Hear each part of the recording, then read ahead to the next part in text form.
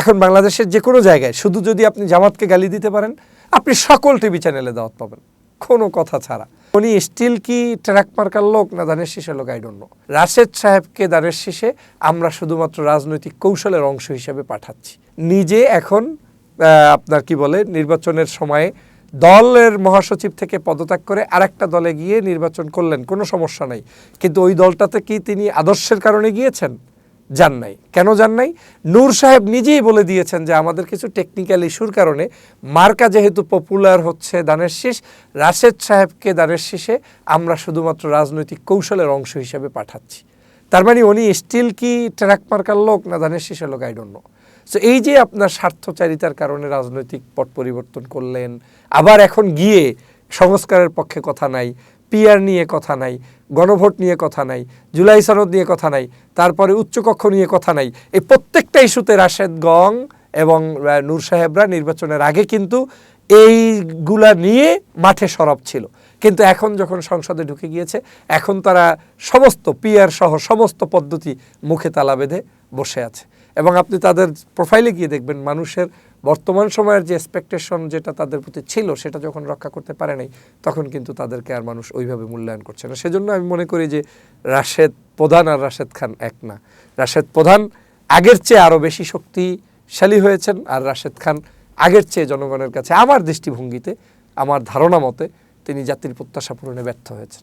Talk show দেখি যে তারা গিয়ে বা বিতর্ক তৈরি করে, তর্ক সৃষ্টি হয়, আমরা দেখি অনেকের।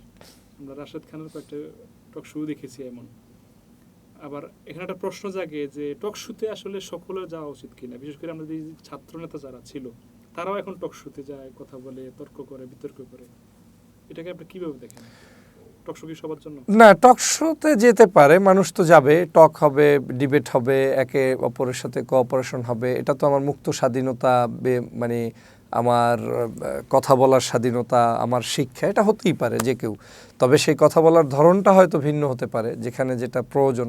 এখন হঠাৎ করে পপুলিস্ট রাজনীতি আপনি করে মানে যা কিছু তাই বলে বেড়াচ্ছেন, এটা ধরেন অনেকের নাম আমি বলে তাদের মানে নামটাকে আবার পপুলার করতে চাই না, কিন্তু আমি এমনও দেখেছি ওই বিএনপি জামাত যখন একসাথে আন্দোলন করতো তখন জামাতের হয়ে কথা বলে জনপ্রিয় হয়ে এখন আবার জামাতের বিরুদ্ধেই কথা বলছেন, তাদেরকেই বিভিন্নভাবে গালিগালাজ করছেন। ঠিক আওয়ামী লীগের সেই ন্যারেটিভটাকে দাঁড় করানোর চেষ্টা করছেন। এ ধরনের বর্তমান সময়ের লোকজন আছে। এই রাশেদ সাহেবরাও একটা সময় কিন্তু এমন না যে জামাত শিবির বিরোধী ছিলেন।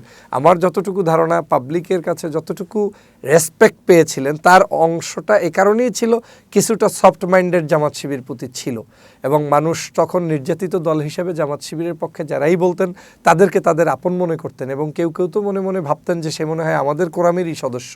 এরকম ভেবে অনেককেই জামাত শিবিরের লোকেরা আপন করে নিয়েছেন, উপরে তুলে দিয়েছেন। কিন্তু একটা সময় গিয়ে আলটিমেট তারা কিন্তু তাদেরকেই আবার ক্ষতির কারণ হিসেবে বিভিন্ন সময় উপস্থাপন করার তাদের বিরুদ্ধে বক্তব্য দিচ্ছেন, যদিও এগুলোতে জনগণের কিছু যায় আসে না। তো সেই জায়গা থেকে আমি মনে করি যে তাদের কিছু বক্তব্যের পরিবর্তন হয়েছে, তারা আগের সেই জায়গাটায় ধরে রাখতে পারে নাই। এখন বিভিন্ন জায়গায় তাদেরকে ডাকাও হয় অনেক কারণে। যেমন আপনি এখন বাংলাদেশের যে কোনো জায়গায় শুধু যদি আপনি জামাতকে গালি দিতে পারেন, আপনি সকল টিভি চ্যানেলে দাওয়াত পাবেন, কোনো কথা ছাড়া। আপনার সমস্ত ইউটিউবেই আপনাকে ডেকে নেওয়া হবে, ওই একই স্টাইল।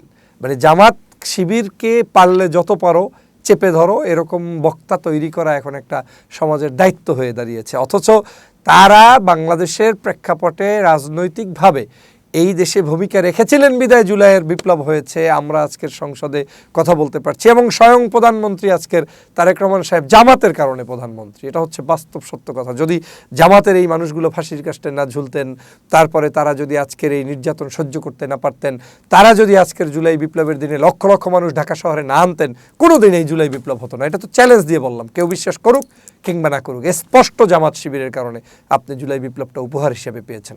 অতএব সেই সেন্স থেকে আমি মনে করি তাদের প্রতি আরও আমাদের মিডিয়া থেকে শুরু করে সবার কৃতজ্ঞতা থাকা উচিত ছিল। ডাক্তার শফিকুর রহমান সাহেব নীরব বিপ্লব ঘটিয়েছেন, প্রকাশ্যে ব্যানার টাঙ্গিয়ে নয়।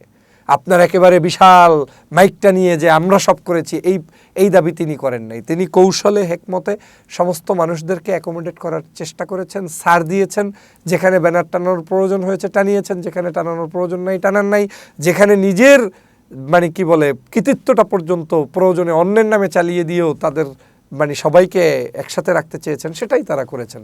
কিন্তু আদতে এই দেশের জুলাই বিপ্লব জামাত শিবিরের সহযোগিতা ছাড়া কোনোদিন সম্ভব ছিল না। সেই সেন্স থেকে তাদের পক্ষেই মানুষের কথা বলা দরকার।